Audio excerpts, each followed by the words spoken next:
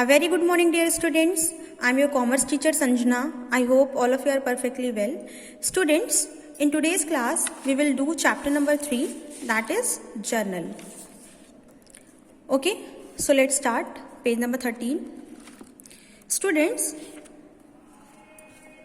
For learning about journal entries you should know the rules of journal. सबसे पहले आपको journal के rule पता होने चाहिए. हमारा फाइनल अकाउंट्स जो बनता है उसका सबसे पहला स्टेप है जर्नल. सबसे पहले हम लोगों को क्या करना होता है, जर्नल बनाना होता है. सबसे पहले आपने चैप्टर पढ़ा होगा बुक कीपिंग. उसमें आपको बताया गया है कि बुक्स जो होती हैं वो एक बिजनेसमैन क्या करता है, अपनी बुक्स को मेंटेन करता है, बनाता है. उसमें सबसे पहला स्टेप उसका होता है जर्नल का.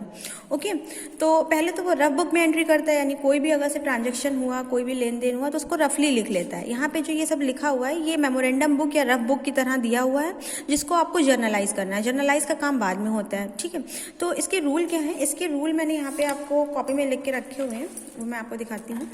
पहले तो आपको ये पता होना चाहिए कि अकाउंट्स कितने तरह के होते हैं. There are 3 types of account, personal account, real account और नॉमिनल अकाउंट. पर्सनल अकाउंट में का रूल क्या है, पर्सनल अकाउंट मतलब जिसमें पर्सन का नाम आता है, किसी भी पर्सन का या किसी भी कंपनी का नाम जो होता है वो पर्सनल अकाउंट में आता है. इसका रूल है receiver debit and giver credit. Real account में वो सारी चीज़ें जिनको छुआ जा सकता है, टच किया जा सकता है, देखा जा सकता है, वो रियल है.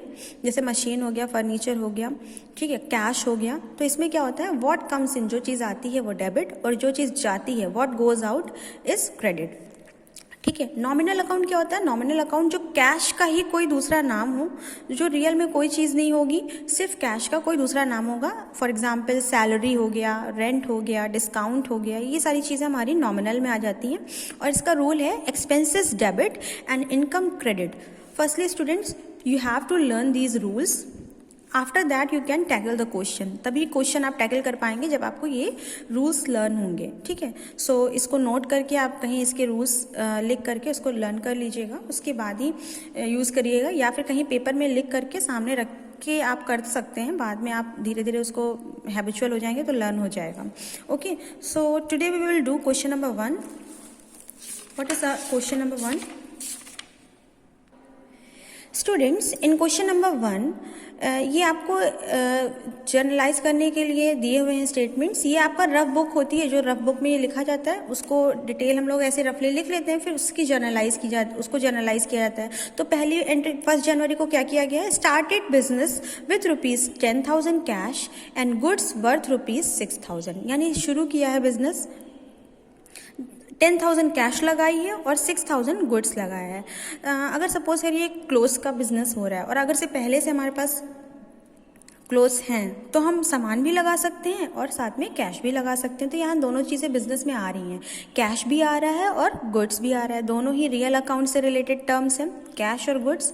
जब दो चीज़ें बिजनेस में आ रही हैं एक साथ तो दोनों ही चीज़ें क्या होंगी, व्हाट कम्स इन डेबिट. जो चीज़ें आती हैं बिजनेस में वो क्या हो जाती हैं, डेबिट हो जाती हैं. इसलिए यहाँ पे हमने फर्स्ट एंट्री में मैंने क्या लिखा है, 1 जन cash account debit, goods account debit.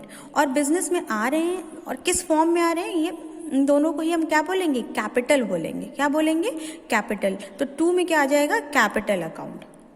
Being business started with cash and goods. Rupees कितनी कैश लगाई थी, 10,000 कैश लगाई थी. गुड्स कितना लगाया था, 6,000 लगाया था. टोटल कितना हो गया, 16,000 हो गया.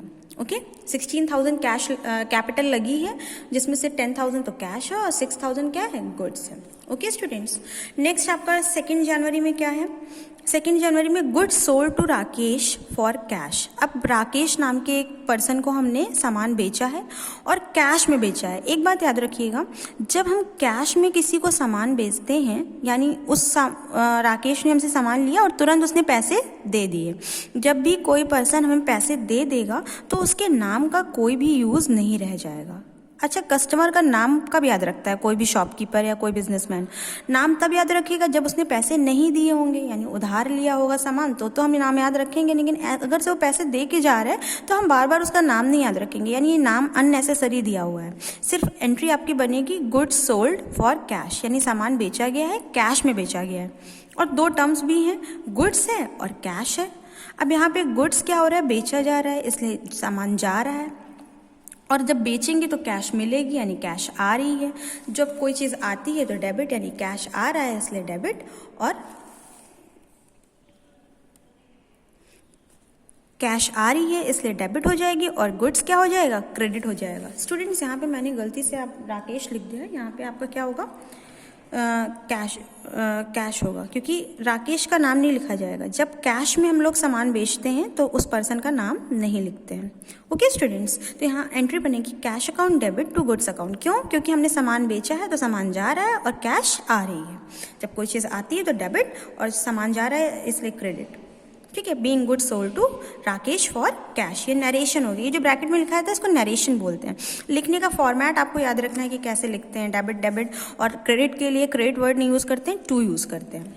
नेक्स्ट आपकी क्या एंट्री है, goods purchased from Naresh. Naresh से सामान खरीदा है, अब कैश नहीं लिखा है यहाँ पे, तो यानी हमने उधार सामान खरीदा है। अब जब उधार सामान खरीदा है तो नरेश का नाम इंपॉर्टेंट है। अब यहाँ पे नरेश का नाम लिखा जाएगा। कैश दिया होगा तो नाम नहीं देखा जाएगा, लेकिन कैश नहीं दिया होगा तो नाम को देखना है। ठीक है, गुड्स परचेज यानी सामान खरीद रहे हैं नरेश से सामान खरीद रहे हैं, तो सामान खरीदेंगे तो सामान आ रहा है इसलिए डेबिट हो जाएगा, यानी गुड्स डेबिट हो जाएगा। और गिवर कौन है, दे कौन रहा है, नरेश दे रहे हैं सामान, गिवर क्रेडिट हो जाएगा। तो यहाँ पे एंट्री बनेगी goods account debit to Naresh being goods purchased from Naresh भी लिख सकते हैं आगे, नरेशन छोटा भी लिखते हैं और थोड़ा बड़ा भी कर सकते हैं, 3600। ओके, नेक्स्ट है रेंट पेड। रेंट पे कर रहे हैं तो रेंट मतलब हो गया नॉमिनल अकाउंट, एक खर्चा है, एक्सपेंस है तो एक्सपेंस डेबिट हो गया, रेंट डेबिट हो गया। रूल्स को ध्यान रखिएगा, यहाँ पे नॉमिनल में लिखा था ना एक्सपेंसेस को डेबिट करना है, तो रेंट हमारा खर्चा है इसलिए डेबिट हो जाएगा। और रेंट को पे कर रहे हैं तो देंगे क्या, जा क्या रहा है हमारे पास से, कैश जाएगी, और जो चीज़ जाती है वो क्रेडिट हो जाती है, इसलिए यहाँ पे कैश को क्रेडिट कर दिया गया है। स्टूडेंट्स, रूल्स को ध्यान में रख के पहले दो टर्म्स हम लोग को ऐसे निकालने होते हैं जिसमें से एक को डेबिट और एक को क्रेडिट करना है, और उसके बाद ये देखना है वो कौन से अकाउंट का पार्ट है। जैसे रेंट है तो नॉमिनल अकाउंट का पार्ट है, और रेंट दिया जा रहा है तो यानी एक्सपेंस हो रहा है तो इसलिए इसको हमने रेंट को क्या कर दिया, डेबिट कर दिया।